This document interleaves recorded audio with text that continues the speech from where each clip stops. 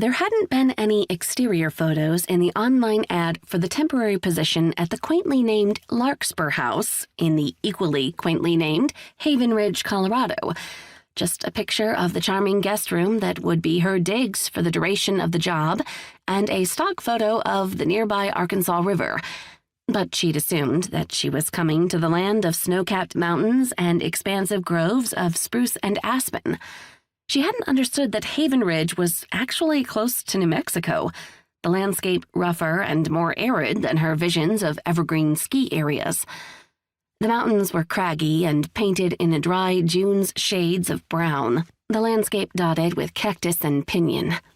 Beautiful in a high desert sort of way, but far more forlorn and barren than she'd visualized. Oddly appropriate, given it reflected how she currently felt about her life. After what felt like an eternity, the GPS on the phone suction-cupped to the dash chimed, and a robotic female voice announced, "You have arrived." Rose braked in the middle of the dirt road and looked around. She'd arrived? There was nothing here but untouched landscape, and if she squinted, the thin Morse code of the highway in the distance, sparsely punctuated by the dots of cars and dashes of 18-wheelers.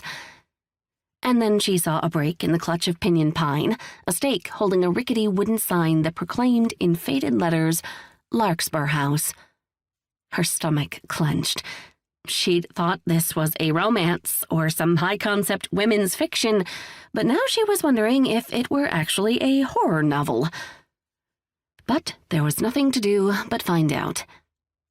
Carefully, she pressed down on the gas pedal, spinning her rear wheels on the gravel as she turned down the poorly marked lane. As soon as her tires touched faded asphalt, she let out her breath. Okay, so maybe this wasn't quite as isolated as she'd thought. The wild landscape gave way to signs of human cultivation. The lane was lined with American elms, a tree she knew most definitely was not native to Colorado. Some scraggly foliage clung to a derelict wood and wire fence that backed the trees on both sides. It took her a few seconds to figure out they were neglected grapevines. The road took a dip and a turn, and Rose was so startled that she slammed on her brakes, eliciting a disturbing mechanical creak.